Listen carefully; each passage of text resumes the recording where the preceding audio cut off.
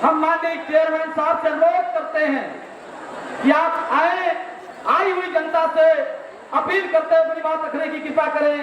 परम आदरणीय जनाब अरशद जमाल साहब, चेयरमैन नगर पालिका परिषद मऊ।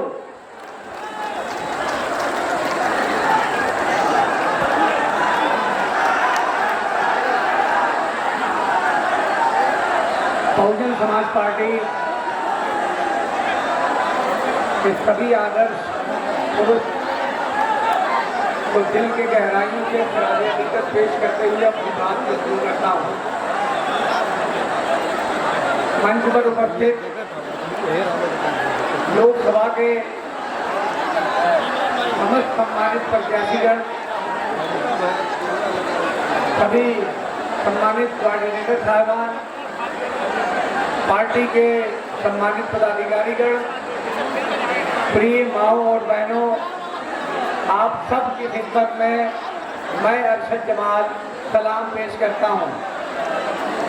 आज की इस मीटिंग के लिए बिस्मिल्लाह के रूप में मुझे आमंत्रित किया गया और शुरुआत की गई, तो मैं भी अल्लाह के नाम लेकर आज की इस बैठक का आगाज करता हूं और अपनी बातों की शुरुआत करता हूं। साथियों, बहुत जल्दी थोड़ी देर में माननीय बहन जी तशरीफ ले आ रही हैं। माननीय बहन जी एक ऐसी नेता हैं जो मुसीबत के वक्त में खड़ी होती हैं और चट्टान की तरह खड़ी होती हैं, और इसके लिए मैं गवाही देता हूं कि जिस पार्टी को मैंने अपनी पूरी जिंदगी दे दिया, मेरा आखिरी दिन पर्चा भरने के आखिरी दिन मेरा टिकट काट दिया गया था। मेरी उम्मीदों के तमाम रास्ते बंद थे, कहीं भी उम्मीद की एक किरण दिखाई नहीं दे रही थी, हर तरफ मायूसी। मुझे ऐसा महसूस हो रहा था कि मेरी राजनीति सफर अब यहीं पर खत्म हो जाएगा।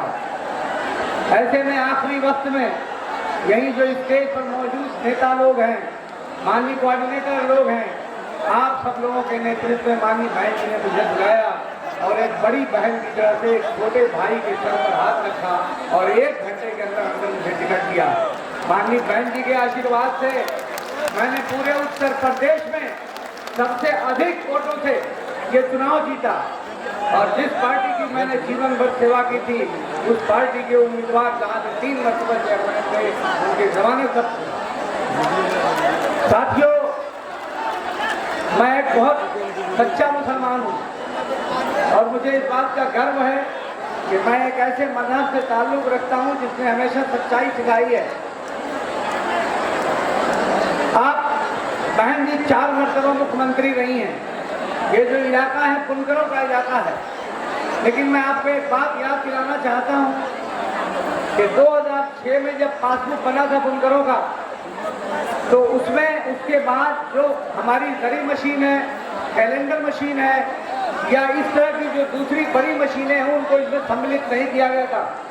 माननीय बहन जी की जब 2007 से 2012 तक की सरकार बनी, तो 2009 में एक अलग से शासनादेश जारी करके इन तमाम मशीनों को और तमाम जो बड़े उद्योग को उनको सम्मिलित करके बुनकरों को एक बहुत बड़ा योगदान दिया गया, जिससे बुनकर कारोबार चलता रहा। साथियों, मैं एक बात कह के अपनी बात को खत्म करना चाहता हूँ, और ये बात बड़ी अजीब सी है। मैं अपने मंच के नेताओं से भी ये बात करना चाहता हूँ कि हमारे समाज में एक बात ये फैलाई जाती है कि बहुजन समाज पार्टी का अगर प्रत्याशी जीतेगा तो बहुजन समाज पार्टी बीजेपी को सपोर्ट कर रही है, और ये बात इतना ज्यादा लोगों के दिमाग में बैठाई जाती है कि लोगों को वही सच लगने लगता है। लोग जो सच है उसे भूल जाते हैं। 1989 से पहली मरतबा हमारी पार्टी बहुजन समाज पार्टी ने चुनाव लड़ा है।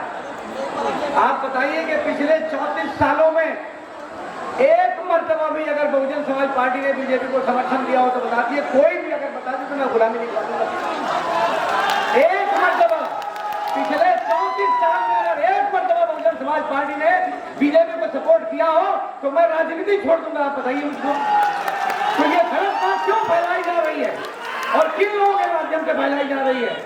बहन जी ने अपनी शर्तों पे समर्थन लिया है और अपना ही काम किया है, अपने लोगों का काम किया है। समर्थन लेके सत्ता बनाई है, लोगों की मदद की है, मगर आप याद करिए, वो जमाना याद करिए कि जब केंद्र में वाजपेयी जी की सरकार थी और सिर्फ एक वोट से सरकार गिरी थी वाजपेयी जी की। उस वक्त हमारे पास 3 सांसद थे। हम चाहते, बहन जी चाहती तो बीजेपी की सरकार बचा सकती थी, मगर उन्होंने बीजेपी की सरकार को नहीं बचाया, बल्कि कांग्रेस को समर्थन देकर एक अच्छा इतिहास कायम किया। इतना ही नहीं, 2 मरतबा कांग्रेस की यूपीए की सरकार जब बनी है तो दोनों मरतबा 10 साल तक हमारा समर्थन किसको रहा है? तो ये गलत बातें न फैलाएं लोग। और एक बात और आखिर में कहा कि अपनी बात को खत्म करता हूँ कि देखिए, दलित और मुस्लिम जब तक ये दोनों लोग एक साथ और तमाम दीगर बरादरियों के लोग एक साथ नहीं आएंगे, तब तक हम सत्ता परिवर्तन नहीं करना चाहते हैं।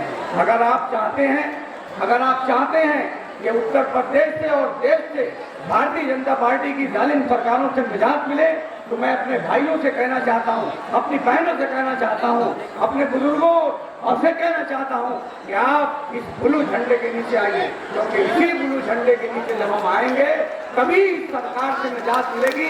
क्योंकि मुस्लिम, दलित और पिछड़े जब एक साथ खड़े होंगे तब सत्ता परिवर्तन होगा। और यही बाबा साहब का सपना था। बाबा साहब चाहते थे कि दलित, मुसलमान और पिछड़े एक साथ खड़े हों, तभी हमारी हुकूमत बनेगी। साथियों, जब सत्ता नहीं रहेगी तो आपकी ताकत धीरे धीरे कमजोर हो जाएगी।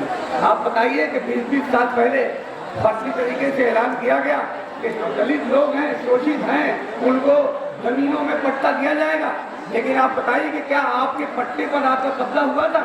आपके पट्टे पर, आपकी जमीनों पर आपका कब्जा उस समय हुआ जब बहन जी मुख्यमंत्री बनी। तो बहन जी को मुख्यमंत्री बनाना, प्रधानमंत्री बनाना हमारा एक ख्वाब है और ये ख्वाब हम सब लोग मिलकर पूरा करेंगे। बहुत बहुत धन्यवाद। जय भीम, जय भीम। धन्यवाद।